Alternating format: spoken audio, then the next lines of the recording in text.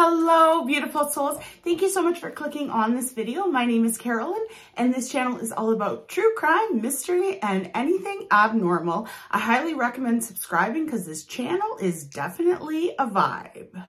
This story is about a family with very peculiar dynamics, very inappropriate relationships, and a body in the freezer. So let's get right into today's story. Today's story takes place in the suburbs of Detroit.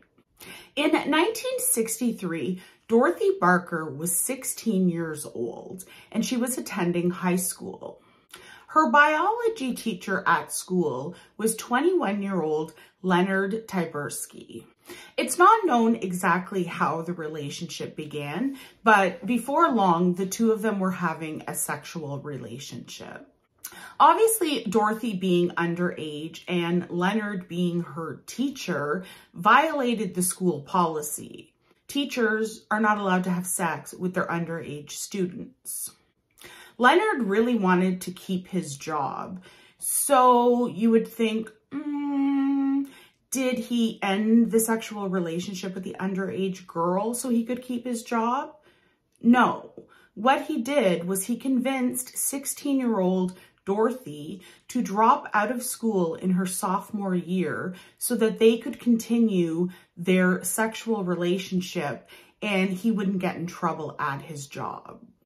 And then 3 years later, in 1967, the two of them got married. Dorothy's family never approved of the relationship and they were not happy about the marriage. Obviously, the way the relationship started probably gave them some concern. But at this point, Dorothy is of legal age. The issues the family had with Leonard didn't just revolve around the fact that the relationship had began when Dorothy was only 16 years old. They also found Leonard extremely controlling. Leonard would not allow Dorothy to work. He was very much of the belief that a woman's job was to stay home, cook and clean, take care of the children, take care of her husband, and basically do as she was told. Leonard also tried to isolate Dorothy from her family. And this attempt at isolating from her family got even worse when her family started noticing bruising on Dorothy.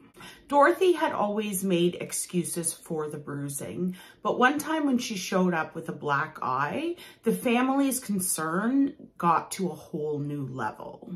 But again, Dorothy made up excuses and there wasn't a lot that the family could do. After 6 years of marriage, the couple now had 2 children. The oldest daughter was Kelly and the younger daughter was named Kim. Home life for the family was very chaotic. The 2 parents were constantly fighting and the 2 daughters just had a really hard time dealing with that. The younger daughter, Kim, the way she seemed to handle it was she would just go lock herself in her room and kind of keep herself away from the family. She would stay out of the fighting and she spent a lot of time alone just to avoid what was going on in her household. Kelly, on the other hand, handled things a little bit different. She would try to get in between the fights, and it was almost like she would try to be a peacemaker between her 2 parents. And the majority of the time, she was on her mother's side. And Leonard was toxic AF because he tried to involve the 2 daughters in the problems that the parents were having. He would talk to the girls separately from their mother, and he would tell them that the mother was having all of these affairs and she was sleeping with all of these men. And the daughters didn't really believe it, but it's such a toxic environment that they were in. These 2 young girls are trying to manage to deal with these 2 grown adults who have them in such a difficult and just toxic, crazy situation. It's not known if Dorothy actually did have affairs or this was something that Leonard had just made up in his own head, because he was very controlling and he was very jealous. But something comes up a little bit later in the story where maybe she was having affairs. Either way, we don't know whether she was or whether she wasn't. But the main problem was he was bringing this to the children, expecting the children to take his side.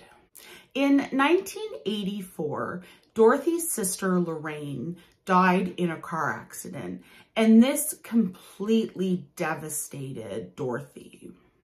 Lorraine was not only Dorothy's sister, but she was also her best friend.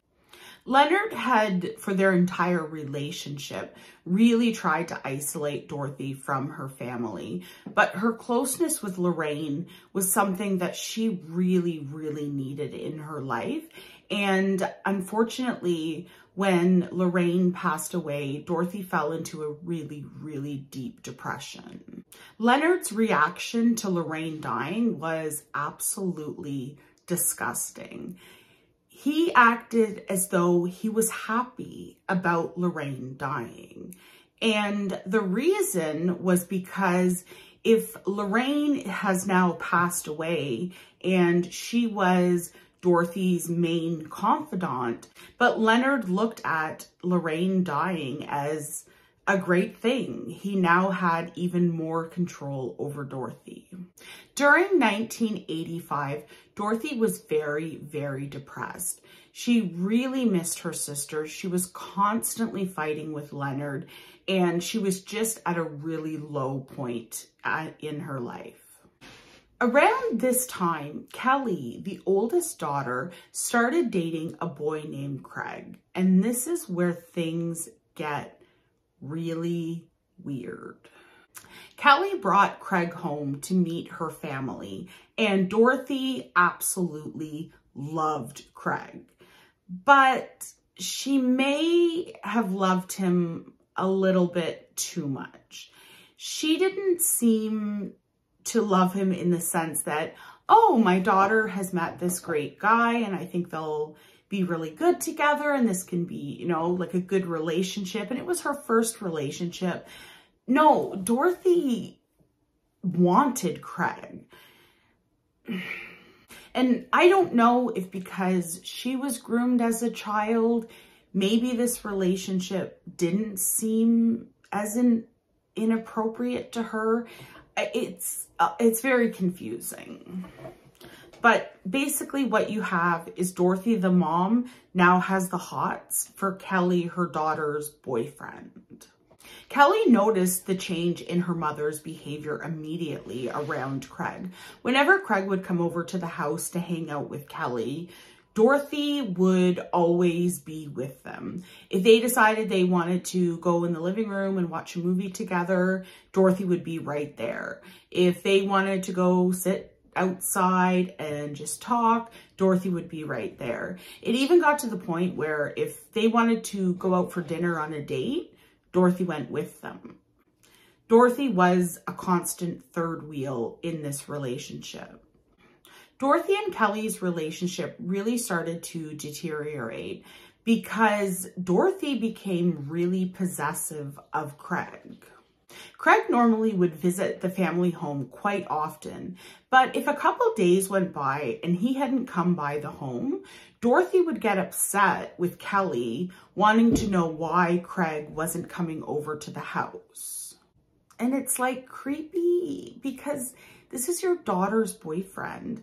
And I couldn't find out the exact age of Craig, but during this time, Kelly is in high school and I believe that Craig is underage. I couldn't confirm his age, but even if he was 18 or older, you're still creepy. Like you want your daughter's boyfriend. It's just really, really bizarre behavior. Leonard as well noticed the difference in Dorothy's behavior because Dorothy, she would try to hide a little bit from Kelly how attracted she was to Craig. But with Leonard, it was the complete opposite. She almost threw it in his face how much she was attracted to the boy dating their daughter. Then Craig started having some problems at home with his parents. He was getting into trouble, he was breaking rules, and his parents ended up kicking him out of the house. When Dorothy found out Craig had been kicked out of the house, she was like, mi casa e tu casa. And I apologize for my Spanish. I do not speak Spanish well. But what she did was she had Craig move into the family home, and the arrangement was he would sleep on the couch. Over the next several weeks, Dorothy started pursuing Craig extremely aggressively. She would walk around the house half naked. She would go up to him and tease him and be like, don't you want to touch me? Oh, you could touch me. And it's like, you're like, why are you hitting on a teenage boy, especially your daughter's boyfriend? Like, the whole thing is just so weird. And again, this behavior, she would hide it as best as she could from her daughters, but she would do it in front of Leonard. She had no problem with Leonard seeing her pursuing him and flirting with him and being half naked around him. It was almost as though she wanted him to see this. And this is just my thoughts, but maybe after everything that she had suffered from Leonard, this was somehow kind of a bit of a payback. Now, that's just my opinion, because Leonard had treated her horribly from the very beginning. He'd started grooming her at 16. So maybe she got to the point where she was thinking, well, here's a little payback, but that's just my opinion. Then Leonard went to Kelly and told Kelly that her mother, Dorothy, was having an affair with her boyfriend, Craig. Kelly didn't believe her father because her whole life, her father had been saying her mother was having all of these affairs, and she had never believed him. So when her father came to her saying her mother and her boyfriend were having an affair, she didn't believe it for a second. But this time, Kelly was wrong. At the beginning, Craig had tried to ignore Dorothy's advances towards him. When she would flirt with him, he would try to kind of ignore her or maybe leave the room, kind of get away from it. But him trying to stop her advances would not last long. Kelly and Craig had planned a date to go to the Michigan State Fair. And of course, Dorothy had to go along with them. So the three of them went to the fair, and then when they were finished for the day and they were about to drive home, they were really, really tired. So they decided, let's pull into a parking lot, sleep for a little while, and then once we feel a little bit more awake, we'll drive home. So in the car is Kelly and Dorothy, who are in the front seat, and Craig is in the back seat. And very quickly, Kelly fell asleep. Once Kelly fell asleep, Dorothy climbed into the back seat and had sex with Craig while Kelly is sleeping in the front seat of the car. So choices were made, maybe not very good ones, but they ended up having sex right there with Kelly sleeping in the front seat. I don't know. Dorothy and Craig would then again have sex, this time in the family home. But then when Dorothy attempted to have sex with Craig a third time, he told her no. He felt too guilty for sleeping with his girlfriend's mother. I mean, he didn't feel bad enough not to have sex the first two times, but apparently by the third time, his guilt had kicked in and he realized, yeah, maybe I shouldn't sleep with my girlfriend's mother. And Dorothy did not take rejection well.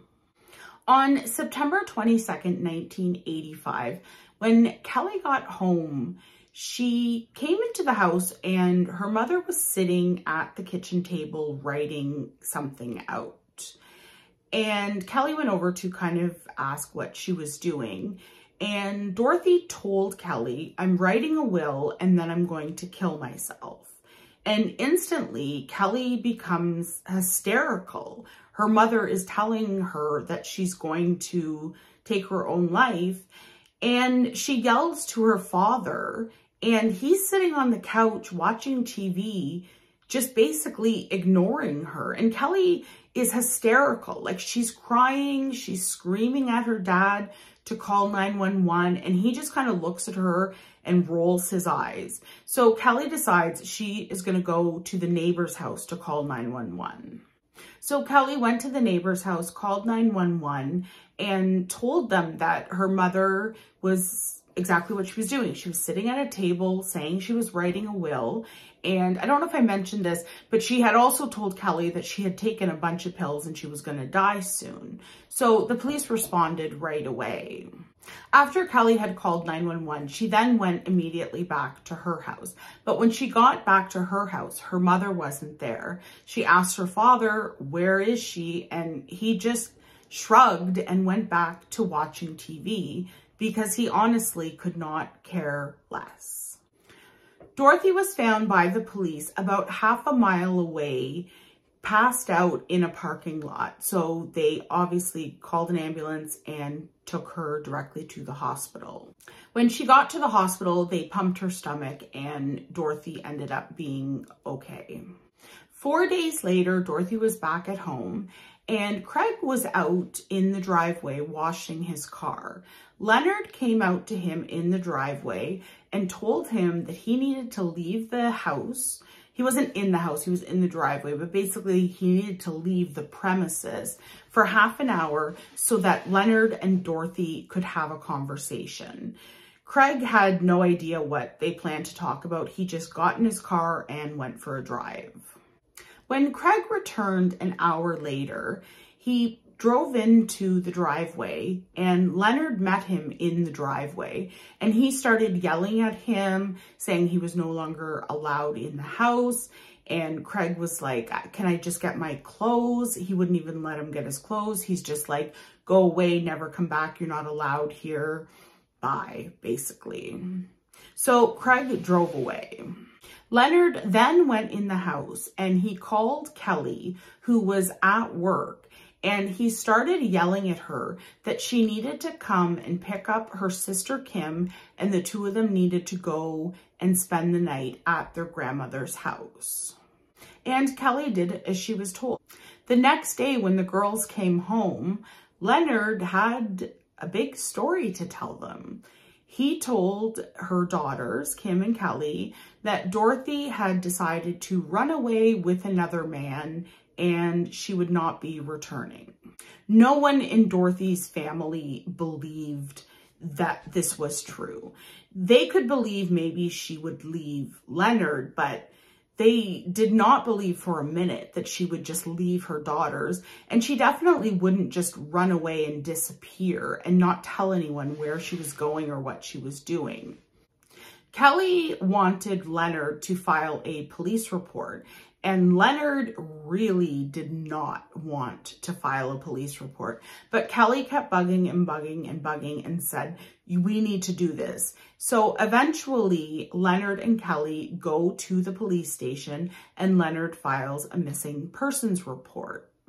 The strange thing was, after Leonard had written out a statement about what had happened leading up to her leaving, Kelly read what he had written in his statement, and it was full of lies. So everything that he was reporting to the police were things that were not true. So Kelly obviously became super sus of her dad. Kelly and the rest of Dorothy's family were not the only ones who were suspicious. The police were very suspicious of this story as well. But they gave Leonard a lie detector test, and because he passed, they were like, oh, must mean he was innocent, because this was like way back when they thought that lie detectors like worked or were valid or had any purpose at all, which in my personal opinion, they don't. But He passed a lie detector test, so they said, okay, go about your life. We're done. That's our investigation. Kelly ended up falling into a very bad depression. She ended up breaking up with Craig just a couple days after her mother had gone missing. And she was just so upset and so devastated. She missed her mother. She was worried about her mother. And she really she wanted to know what was going on and where was her mother. Leonard then told his daughters, as well as the rest of Dorothy's family, that Dorothy had actually called him and asked him to come and meet her and bring her some of her clothes, because she had apparently run away to be with some other man, but brought absolutely none of her belongings.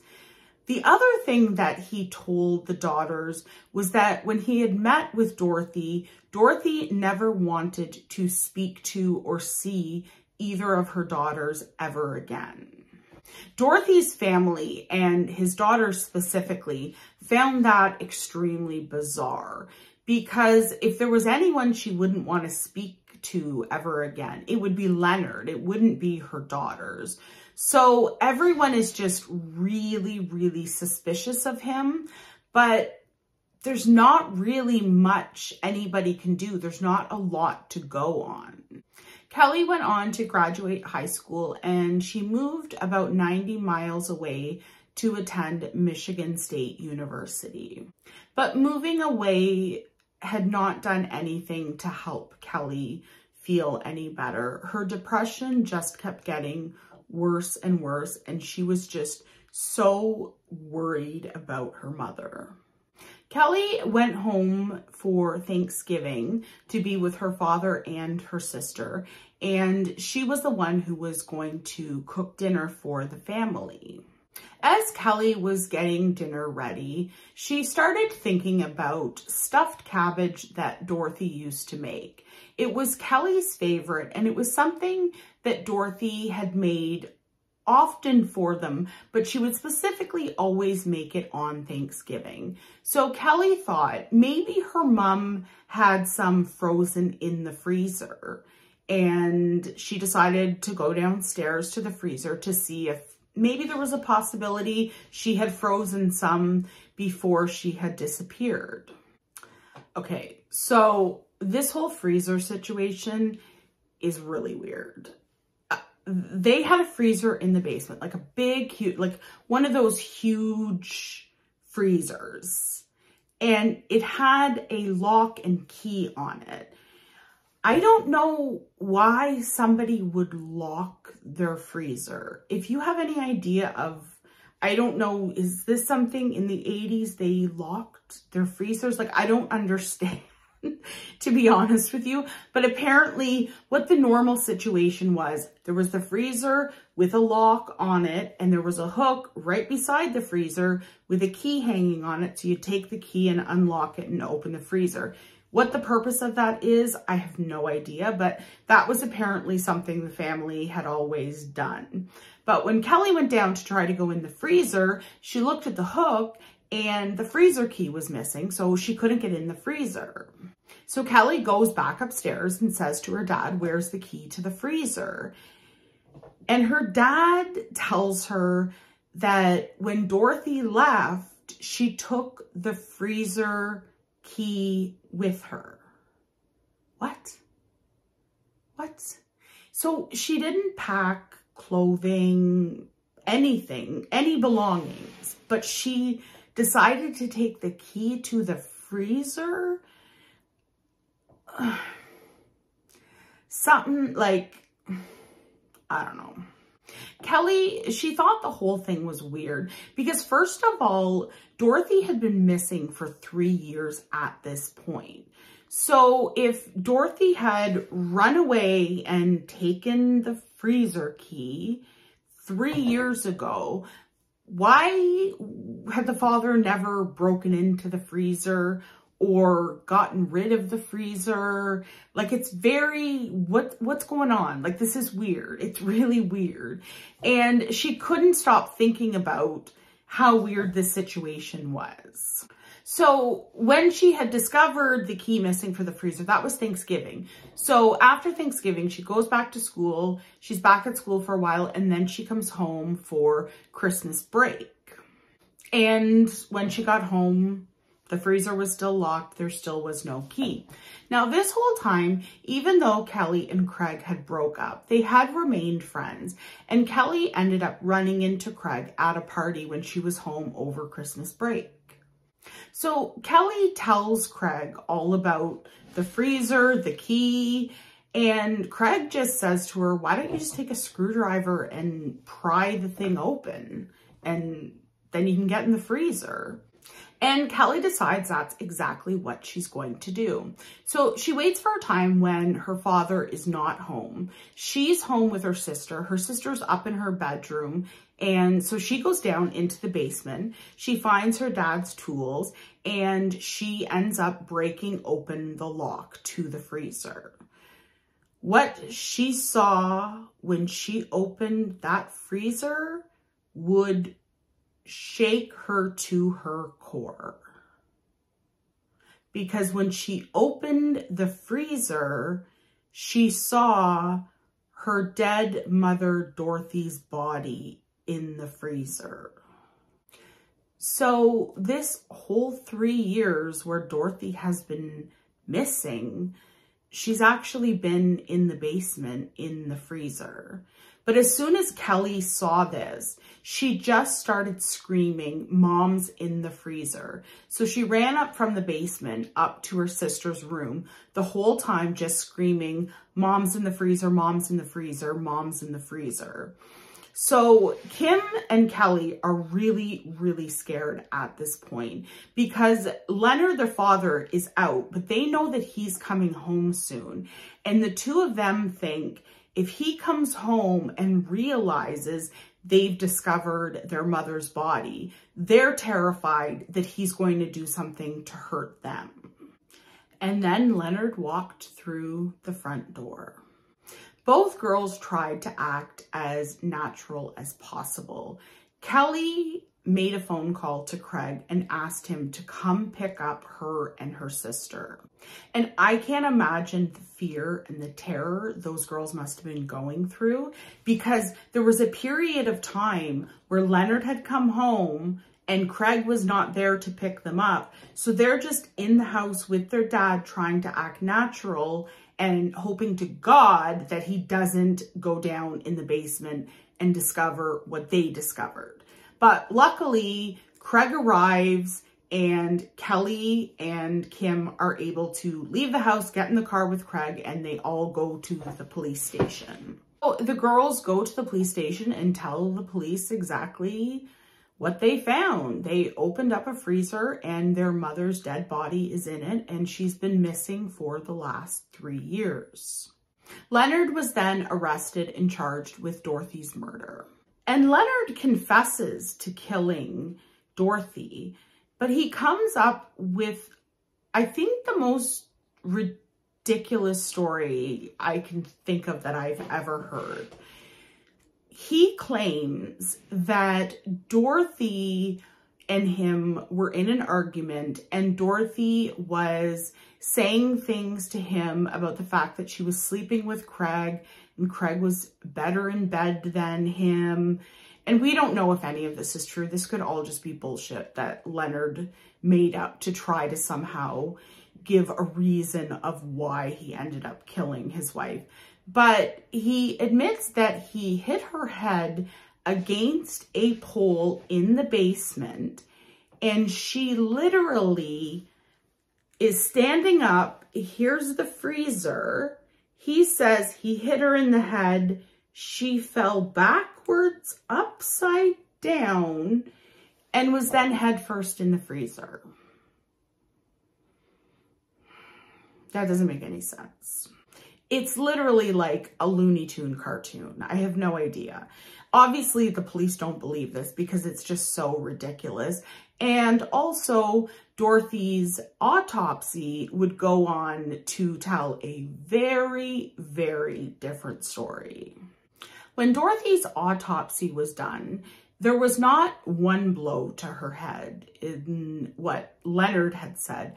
There were actually 11 blows to her head. She also had defensive wounds on her forearms, and she also had a broken finger and bruises all over her body. So it was very clear that what he had told police, I mean, no one believed his story to begin with, but the autopsy tells us what exactly really did happen.